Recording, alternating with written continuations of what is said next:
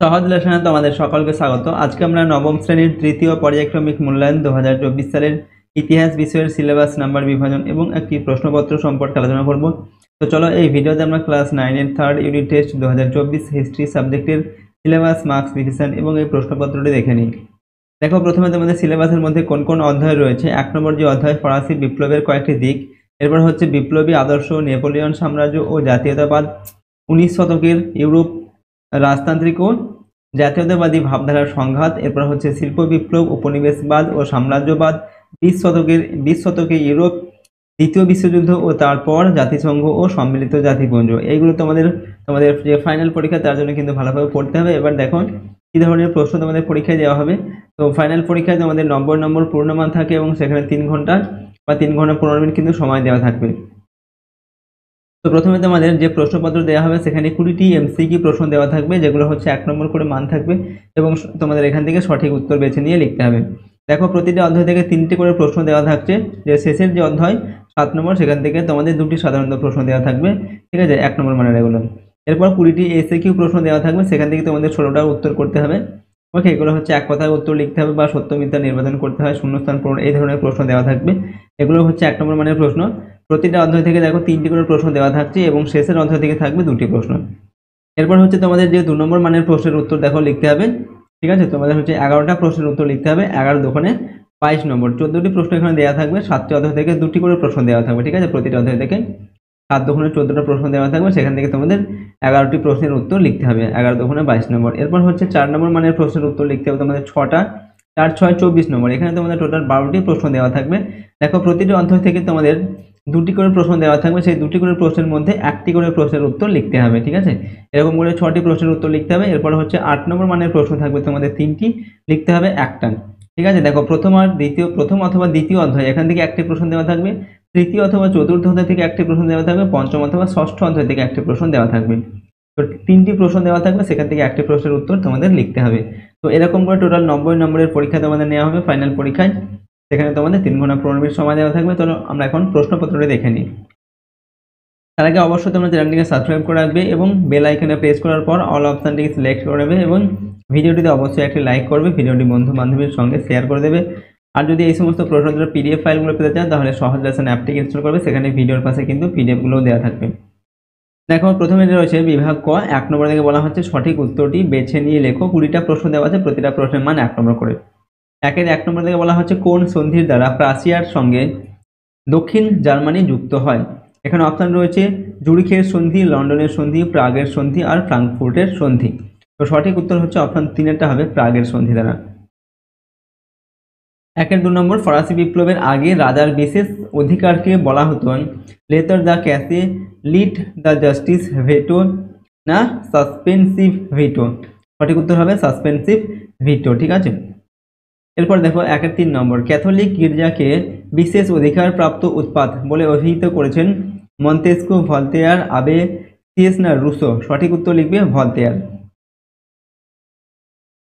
4 নম্বর দেখে ফ্রান্সের বাইরে জুলাই বিপ্লবের প্রভাবে গণতন্ত্র ও জাতীয়তাবাদ সফল হয়েছিল গ্রিসে, ইতালিতে, জার্মানিতে না বেলজিয়ামে।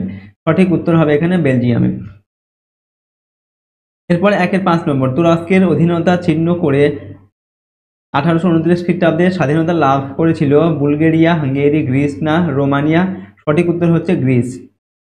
6 নম্বর দাগের প্রশ্ন, প্রাশিয়া এখানে রয়েছে বিয়ারিটসের গোপন চুক্তি স্বাক্ষর করে অস্ট্রিয়ার সঙ্গে, ফ্রান্সের সঙ্গে, রাশিয়ার সঙ্গে না ইতালির সঙ্গে। এখানে সঠিক উত্তর আমাদের হবে ফ্রান্সের সঙ্গে, অপশন 2-টা।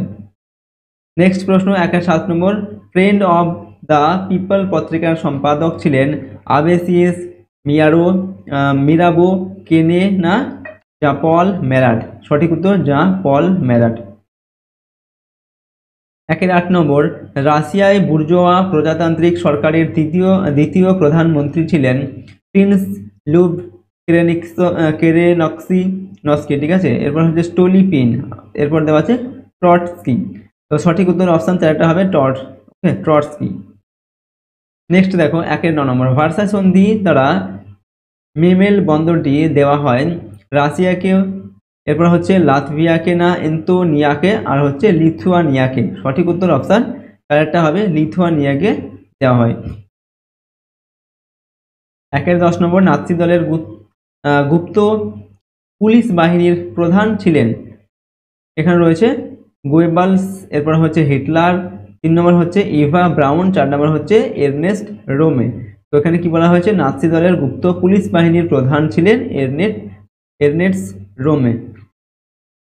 একের 11 নম্বর, লেনিন এপ্রিল থিসিসে দেশের সব ক্ষমতা তুলে দেওয়ার দাবি করেছিলেন শ্রমিকদের হাতে, কৃষকদের হাতে, সোভিয়েতের হাতে না বুর্জোয়াদের হাতে। সঠিক উত্তর লিখবে সোভিয়েতের হাতে।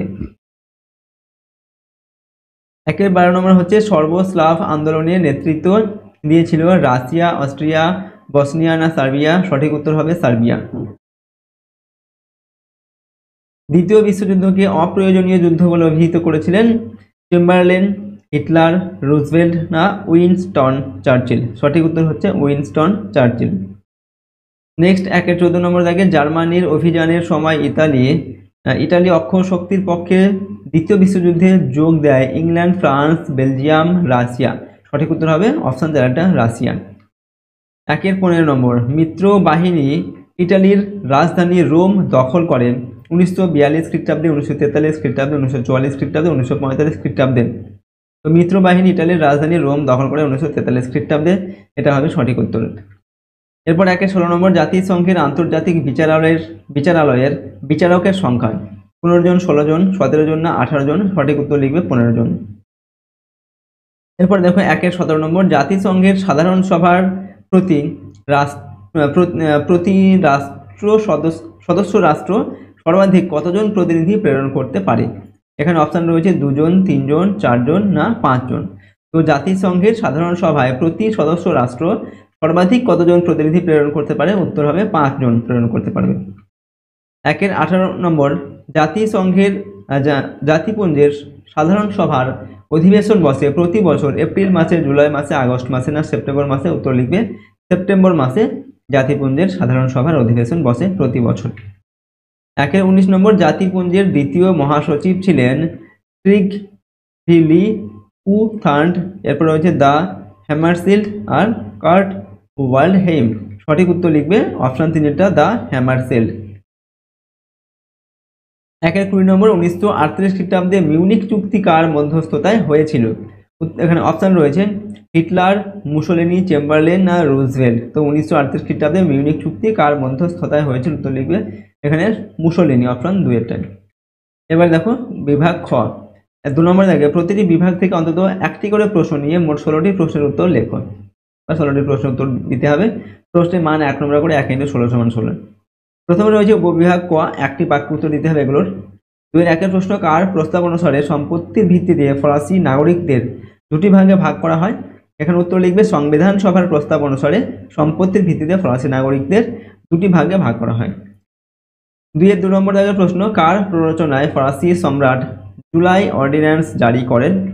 এখানে দেওয়া আছে, উত্তর লিখবে পলিগনাকের প্ররোচনায় ফরাসি সম্রাট জুলাই অর্ডিন্যান্স জারি করেন।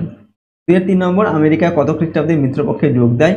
আমেরিকা 1941 খ্রিস্টাব্দে মিত্রপক্ষে যোগ দেয়। এরপর হচ্ছে 4 নম্বর দাগে রুজভেল্ট কোথা থেকে ইউনাইটেড নেশনস কথাটি গ্রহণ করেন? তো উত্তরটা হচ্ছে রুজভেল্ট কবি লর্ড বায়রনের চাইল্ড হেরল্ড কবিতা থেকে ইউনাইটেড নেশনস কথাটি গ্রহণ করেন। এরপর উপবিভাগ খ, সত্য অথবা মিথ্যা নির্বাচন করতে হবে। দেখো ন্যায্য অধিকার নীতির দ্বারা মধ্য ইতালিতে অস্ট্রিয়ার আধিপত্য প্রতিষ্ঠিত হয়, এটা হবে মিথ্যা। 6 নম্বর দাগে রাশিয়ার মেনসেভিক দলের লক্ষ্য ছিল সংসদীয় ব্যবস্থার মাধ্যমে সমাজ ব্যবস্থার পরিবর্তন, এটা হবে মিথ্যা। 7 নম্বর, অক্ষজোটের অক্ষ কথাটি প্রথম ব্যবহার করেন মুসোলিনি, এটা হবে সত্য।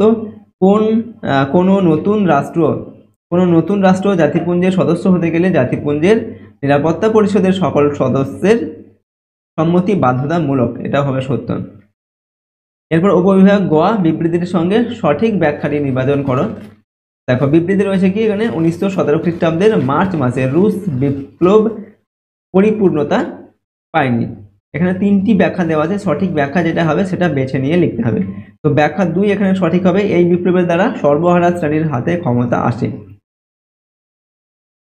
এরপর 2-10 নম্বর, এখানে বিবৃতি রয়েছে রাশিয়া মিত্র শক্তির কাছে পশ্চিম ইউরোপে জার্মানির বিরুদ্ধে দ্বিতীয় রণাঙ্গন খোলার আবেদন করে। তো এখানে 3টি ব্যাখ্যা দেওয়া আছে, সঠিক ব্যাখ্যাটি হবে ব্যাখ্যা 2, রাশিয়া পশ্চিম ইউরোপে ইঙ্গো-ফরাসি শক্তিকে চাপে রাখতে চেয়েছিল। পরের প্রশ্ন দেখো, বিবৃতি রয়েছে ইঙ্গো-ফরাসি শক্তি তুরস্কের অখণ্ডতা রক্ষা করতে চেয়েছিল। এখানেও 3টি ব্যাখ্যা রয়েছে, সঠিক ব্যাখ্যা লিখবে ব্যাখ্যা 1 ইঙ্গো-ফরাসি শক্তি কৃষ্ণ সাগরীয় অঞ্চলে রুশ সম্প্রসারণে আতঙ্কিত ছিল। নেক্সট হচ্ছে দেখো, এখানে বিবৃতি রয়েছে জাতিসংঘের উদ্যোগে 1924 খ্রিস্টাব্দে জেনিভা প্রোটোকল রচিত হয়।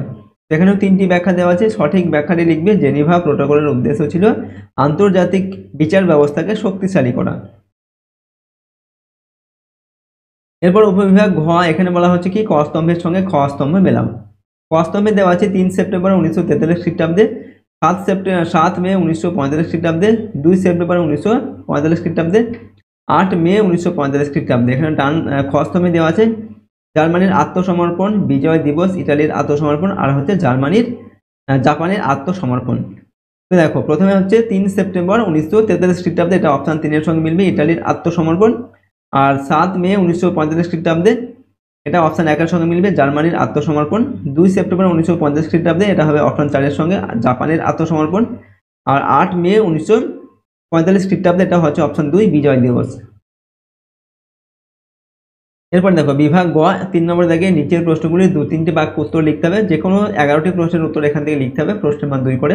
11 দুগুণে 22 নম্বর। 3 এর 1 এর প্রশ্ন দেখো, ফ্রান্সের ইতিহাসে বুর্জোয়া বিপ্লবের 2টি গুরুত্ব লেখো। 3 এর 2 নম্বর, ফ্রান্সের সন্ত্রাসের শাসনকালে নিরাপত্তা কমিটি কেন গঠিত হয়েছিল। এরপর হচ্ছে কে এবং কেন বলেছিলেন ব্যক্তি ও নাগরিকের ঘোষণাপত্রের মাধ্যমে ফরাসি বিপ্লবের কালজয়ী আবেদনের সূত্রপাত ঘটে। এরপর দেখো 3 এর 4 নম্বর, ফ্রান্সে কার রাজত্বকালে এবং কেন দ্বিতীয় সাম্রাজ্য বলা হয়। 3 এর 5 নম্বর, ভিয়েনা সম্মেলনের দ্বারা ইটালির প্রতি গৃহীত 2টি পদক্ষেপ উল্লেখ করো।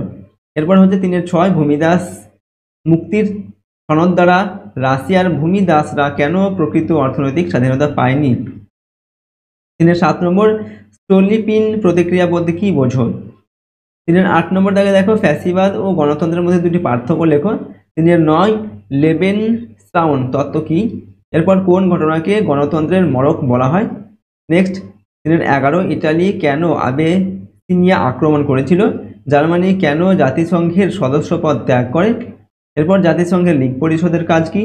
3 এর 14 নম্বর হচ্ছে জাতিপুঞ্জে ভেটো প্রয়োগ করতে পারে কারা, তাদের নাম করো। ঠিক আছে, এখানে 14টি 2 নম্বর মানের প্রশ্ন দেওয়া আছে। প্রশ্নগুলো কিন্তু খুব ভালোভাবে তোমরা উত্তর সহ প্র্যাকটিস করবে এবং এখান থেকে তোমাদের 11টা প্রশ্নের উত্তর পরীক্ষা লিখতে হবে। বিভাগ হতে দেখো, নিচের প্রশ্নগুলির 7-8টি বাক্যে উত্তর দাও। বিকল্প প্রশ্নগুলি লক্ষণীয়। এখানে 4 নম্বর মানের প্রশ্ন দেওয়া আছে 6টি, 4, 6, 24 নম্বর। এখান থেকে 6টি প্রশ্নের উত্তর তোমাদের লিখতে হবে। 4 এর 1 এর প্রশ্ন দেখো, ফ্রান্সের সন্ত্রাসের শাসনের গ্রহণযোগ্যতা বিচার করো অথবা ফরাসি বিপ্লবে নারীর অবদান উল্লেখ করো। যে কোনো একটি প্রশ্নের উত্তর লিখতে হবে, 2টি দেওয়া আছে। এরপর 4 এর 2 নম্বর, ফ্রান্সের 1848 খ্রিস্টাব্দের বিপ্লব ইউরোপে কি প্রভাব ফেলেছিল অথবা ইটালির ঐক্য সাধনে ফ্রান্সের ভূমিকা পর্যালোচনা করো। 4 এর 3 নম্বর, 1917 খ্রিস্টাব্দে বিপ্লবের মাধ্যমে বলশেভিক দল কিভাবে রাশিয়ার শাসন ক্ষমতা দখল করে অথবা লেনিন কেন রাশিয়ায় নতুন অর্থনৈতিক নীতি ঘোষণা করেন।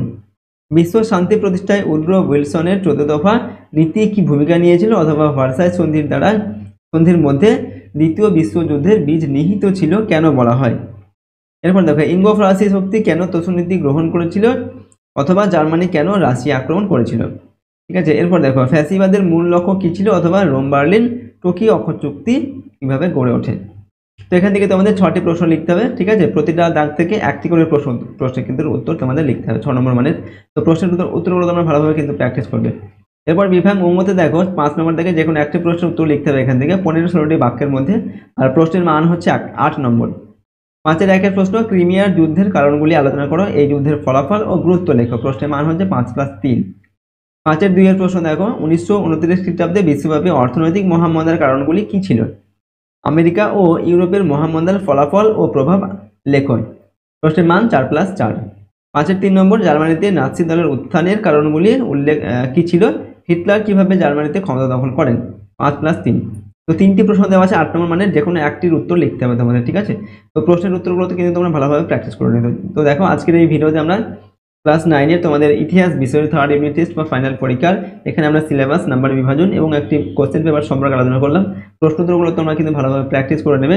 আর যদি আমাদের চ্যানেলে তোমরা নতুন হয়ে থাকে, চ্যানেলটিকে অবশ্যই করে সাবস্ক্রাইব করে রাখবে, পাশের বেল আইকনে প্রেস করে অল অপশনটিকে সিলেক্ট করবে। ভিডিওটিতে অবশ্যই লাইক করবে, ভিডিওটি বন্ধু বান্ধবের সঙ্গে শেয়ার করবে। আর এই প্রশ্নোত্তরের পিডিএফ ফাইল পেতে চাইলে সহজ আছে অ্যাপের মধ্যে যাবে, সেখানে ভিডিওর পাশে কিন্তু এর পিডিএফগুলো দেওয়া থাকবে। তো চলো আজকের এই ভিডিওটিকে আমরা এখানেই শেষ করছি। সম্পূর্ণ ভিডিওটি দেখার জন্য অসংখ্য ধন্যবাদ।